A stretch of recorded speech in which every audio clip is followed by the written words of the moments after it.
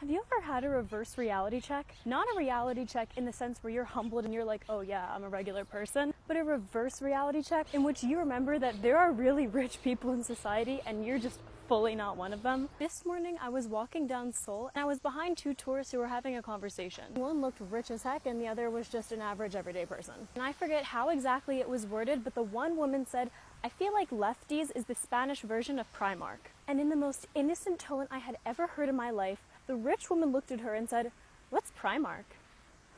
What's Primark? Tell me you're rich without telling me you're rich. This woman has never heard of Primark.